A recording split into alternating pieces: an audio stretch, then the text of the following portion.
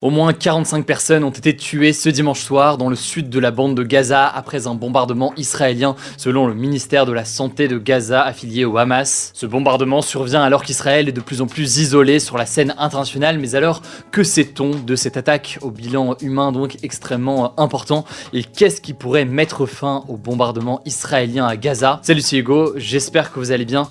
On est parti donc ensemble pour une nouvelle plongée dans l'actualité en une dizaine de minutes. Alors on vous en a parlé sur Instagram, ce dimanche soir, un camp de réfugiés palestiniens situé à Rafah, la ville la plus au sud du territoire palestinien de Gaza, a été frappé par un bombardement israélien. Ce camp, il était géré par l'agence de l'ONU pour les réfugiés palestiniens, l'UNRWA, et d'après les responsables palestiniens sur place, il aurait été, je cite, délibérément visé. Il aurait tué au moins 45 personnes et fait 247 blessés, selon le ministère de la Santé donc de Gaza, dirigé par le Hamas. L'UNRWA de son côté va dans le sens de ce bilan. Elle évoque de son côté, je cite, des victimes en masse parmi lesquelles des enfants et des femmes. De son côté, le Croissant Rouge palestinien, qui est une organisation de secours membre de la Croix-Rouge, a précisé sur X avoir transporté, je cite, un grand nombre de martyrs et de blessés après qu'Israël, je cite, a visé les tentes de personnes déplacées près du siège des Nations Unies. Pourtant, selon l'ONG, l'armée israélienne avait désigné ce même lieu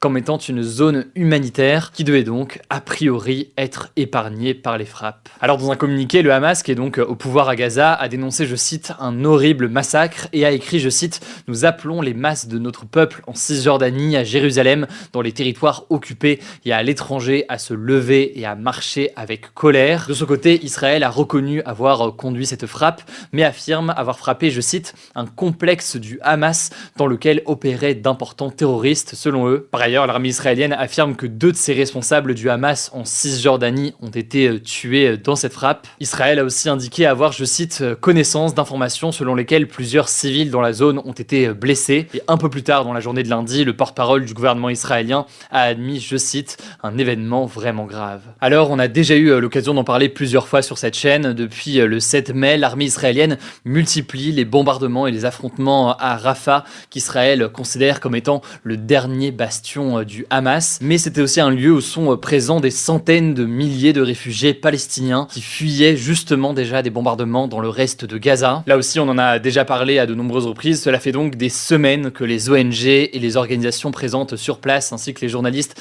alertent sur une situation critique à Rafah. Par ailleurs, on peut noter que des frappes dans d'autres zones de Rafah, donc en dehors de ce camp de réfugiés, ont par ailleurs été signalées dans la journée de dimanche. Et à noter, pour être complet sur les événements de ces 48 dernières heures, que ce dimanche, la branche armée du Hamas a indiqué avoir ciblé la ville israélienne de Tel Aviv, je cite, avec un important barrage de roquettes, et ce alors que l'armée israélienne de son côté a fait état de 8 roquettes tirées depuis la ville de Rafah. Selon l'armée israélienne, les dégâts au sol en Israël sont limités, alors que plusieurs roquettes ont été interceptées par le système de défense anti-missiles utilisé par Israël. Alors vous l'imaginez, après ce bombardement à Rafah, les réactions n'ont pas tardé. Emmanuel Macron s'est dit sur X indigné par les frappes israéliennes sur le camp de déplacés. Il a par ailleurs appelé à mettre fin à ces opérations, ainsi que, je cite, qu'au plein respect du droit international et au cessez-le-feu immédiat. L'Égypte, de son côté, dénonce un bombardement délibéré d'Israël, tandis que la Jordanie dénonce une violation sévère du droit international. Du côté des ONG, Médecins sans frontières, qui est l'une des organisations encore présentes sur place, estime, je cite, que cette frappe illustre encore une fois le mépris total de l'armée israélienne pour les vies civiles. Mais alors justement, que disent les instances internationales concernant cette offensive sur Rafah? Ce vendredi, on en a parlé déjà dans ce format des Actus du jour, la Cour internationale de justice, qui est le principal organe judiciaire de l'ONU, a ordonné à Israël de suspendre immédiatement ses opérations à Rafah. Rafah qui, pour rappel, est un secteur et un point d'entrée essentiel pour l'aide humanitaire pour les Palestiniens. La CIJ craint donc qu'une offensive sur Rafah aggrave la catastrophe humanitaire qui est déjà très importante selon les organisations sur place. Par ailleurs, selon l'ONU, la population de Gaza est notamment exposée à un risque de famine alors que plus de 36 000 personnes ont été tuées dans la bande de Gaza depuis le 7 octobre selon les chiffres du Hamas. Il faut savoir que cette décision de la CIJ, elle est en théorie contraignante, mais dans les faits, la Cour internationale de justice n'a aucun moyen de la faire respecter. arrêtés. Par ailleurs, on peut noter que fin 2023, l'Afrique du Sud avait saisi la CIJ, accusant Israël de commettre un génocide à Gaza. Alors le mois suivant, là aussi on en avait parlé, la CIJ avait rendu une décision provisoire dans laquelle elle demandait à Israël de veiller, je cite, à ce que son armée ne commette aucun des actes qui rentreraient dans la définition d'un génocide. Depuis cette décision provisoire, aucune nouvelle décision n'a été rendue. Et là, attention, on parle de la Cour internationale de justice, mais il ne faut pas la confondre avec la Cour pénale internationale. On en parlait là aussi la semaine dernière. Le procureur de la Cour pénale internationale a requis des mandats d'arrêt contre 3 cadres du Hamas, mais aussi contre le Premier ministre israélien Benjamin Netanyahou et son ministre de la Défense Yoav Gallant. La Cour pénale internationale est une juridiction pénale internationale qui est chargée notamment de juger les personnes accusées de crimes contre l'humanité ou encore de crimes de guerre. On a déjà eu l'occasion d'en parler là aussi. Pour l'instant, ces mandats d'arrêt, ils n'ont pas été approuvés par les juges de la Cour pénale internationale. Mais il faut comprendre que ça pourrait prendre du temps et quand bien même ça finit par être approuvé, eh bien, il faut noter que les États-Unis ou encore Israël n'ont pas ratifié le traité donc qui reconnaît cette Cour pénale internationale. C'est le cas de certains pays comme la France qui l'ont ratifié, mais ce n'est pas le cas d'autres pays donc comme Israël ou encore comme le Qatar, ce qui fait qu'a priori il n'y aura pas d'arrestation de ces personnes, que ce soit donc les leaders du Hamas ou alors donc le gouvernement israélien. Et à noter au passage que l'ONG Reporters sans frontières a elle aussi déposé une nouvelle plainte devant la Cour pénale internationale pour, je cite, crimes de guerre commis par Israël contre des journalistes. Concrètement, elle appelle la CPI à enquêter sur des crimes commis contre au moins 9 reporters palestiniens entre le 15 décembre 2023 et le 20 mai 2024. Par ailleurs, selon l'ONG, c'est plus de 100 journalistes à Gaza qui ont été tués par l'armée israélienne depuis le 7 octobre. Alors de son côté, le Premier ministre israélien Netanyahou s'est dit dimanche fermement opposé à la fin de la guerre à Gaza. Selon lui, un cessez-le-feu permettrait aux combattants du Hamas de se regrouper et de reconduire des massacres en Israël semblables à celui du 7 octobre 2023 qui a mené à la mort de plus de 1100 personnes. Par ailleurs, ce jour-là, vous le savez, 252 personnes avaient été enlevées par le Hamas, 121 sont toujours détenues en otage à Gaza, dont 37 sont morts selon le gouvernement israélien qui réclame la libération des otages restants. Et à noter d'ailleurs là-dessus que la CIJ a aussi appelé à la libération immédiate des personnes prises en otage par le Hamas. Alors vous l'aurez compris, même si la situation humanitaire est absolument catastrophique et que le bilan humain ne fait qu'empirer, dans l'immédiat, le gouvernement israélien poursuit donc ses bombardements à Gaza. Il faudra donc observer la réaction des alliés du gouvernement israélien, y compris des États-Unis, qui est encore aujourd'hui le principal allié militaire. De son côté, le Qatar, qui est un pays médiateur entre Israël et le Hamas, a estimé que les frappes israéliennes sur Rafah pourraient nuire aux pourparlers de trêve à Gaza. Enfin, pour être complet sur les actualités aujourd'hui, un soldat égyptien a été tué au point de passage de Rafah, donc à la frontière entre l'Égypte et la bande de Gaza, lors d'un échange de tirs entre l'armée israélienne et l'armée égyptienne. On a encore peu d'informations au moment où j'enregistre, mais on vous tiendra au courant évidemment dans la semaine. Si jamais vous voulez plus d'informations dans les prochaines heures, rendez-vous aussi sur Instagram, on continue à suivre la situation. Je vous laisse avec Blanche pour les actualités en bref,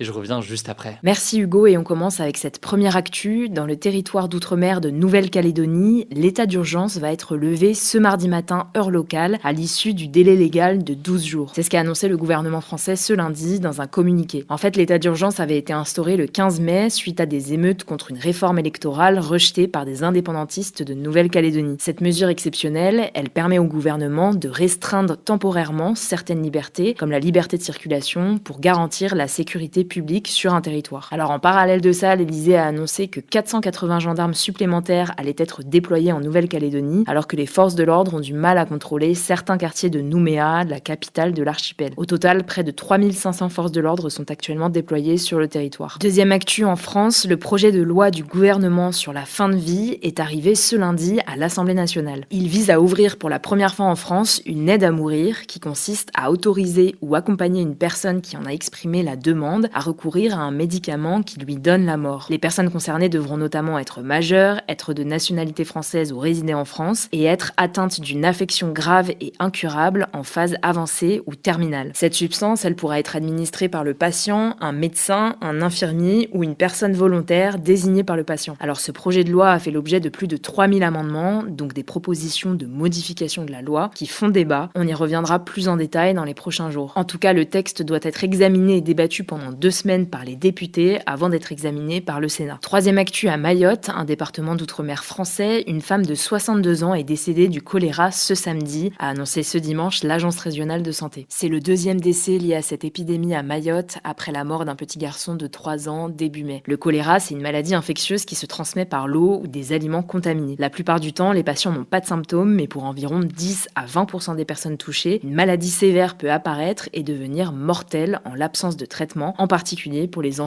et les personnes âgées. Et à Mayotte, le risque de contamination est particulièrement élevé à cause du système de santé qui est très fragile et à l'accès à l'eau qui est très difficile. Pour vous donner une idée, environ un tiers de la population de l'île n'a pas accès à l'eau courante selon l'INSEE. Quatrième actu, en Papouasie-Nouvelle-Guinée, un pays situé au nord de l'Australie, au moins 2000 personnes ont été ensevelies vivantes lors d'un important glissement de terrain survenu dans la nuit de jeudi à vendredi. C'est ce qu'ont annoncé les autorités du pays à l'ONU ce week-end. La catastrophe a surpris les habitants d'un village du centre de l'île qui ont été ensevelis sous des amas de boue et de gravats pendant leur sommeil. Pour les autorités du pays, ce glissement de terrain a été déclenché par les fortes pluies qui se sont abattues sur la région ces dernières semaines. Depuis ce week-end, les secours se livrent à une course contre la montre pour retrouver des survivants. Cependant, ils travaillent dans une situation instable car le glissement de terrain continue à se déplacer lentement, ce qui représente un danger permanent pour les équipes de secours et les survivants. Cinquième actu, au Bangladesh, un pays situé à l'est de l'Inde, le cyclone Remal a fait au moins 10 morts et détruit plus de 30 000 foyers, ont annoncé les autorités du pays ce lundi. Le cyclone avait atteint ce dimanche les côtes du Bangladesh, forçant au moins 1 million de personnes à fuir pour chercher refuge à l'intérieur des terres. Il faut savoir que les autorités du pays avaient activé le plus haut niveau d'alerte cyclonique ce week-end, prévoyant des vents violents avec des rafales pouvant atteindre 130 km/h. Ces dernières décennies, les cyclones ont tué des centaines de milliers de personnes au Bangladesh et leur nombre a fortement augmenté, passant d'1 à 3 par an, en raison notamment du changement climatique. Sixième actu, dans le monde, près d'un enfant sur 8 s'est retrouvé durant l'année écoulée confronté ou exposé à son insu à des images à caractère sexuel. C'est ce que révèle une étude publiée ce lundi par l'Institut Childlight, une organisation écossaise qui œuvre pour la sécurité des enfants et qui parle ici de pandémie mondiale. C'est la première fois qu'une étude donne une estimation de l'ampleur globale du problème. L'étude inclut notamment des prises et des partages d'images sans l'accord du jeune ou son exposition à des contenus pornographiques, mais elle cite aussi le chantage aux photos intimes ou l'utilisation de l'IA pour créer des deepfakes par exemple. Et on termine par cette actu, le youtubeur Inoxtag a officiellement terminé son ascension de l'Everest, le plus haut sommet du monde. C'est ce qu'a annoncé sur Instagram l'alpiniste Mathis Dumas, qui l'a accompagné dans son expédition ce dimanche soir. Il a indiqué qu'ils étaient tous les deux en bonne santé. Alors on ne sait pas encore si Inoxtag a réussi à aller jusqu'au bout de l'expédition. En tout cas, un documentaire devrait sortir en septembre prochain sur la chaîne YouTube d'Inox, dans lequel il devrait révéler s'il a atteint son but ou non. On suivra ça. En tout cas, Mathis a demandé à ses abonnés, je cite, de se méfier de ce que vous voyez sur les réseaux sociaux. Merci beaucoup Blanche pour ces actualités en bref. Rendez-vous donc sur Instagram pour plus d'informations sur ces sujets-là. Prenez soin de vous,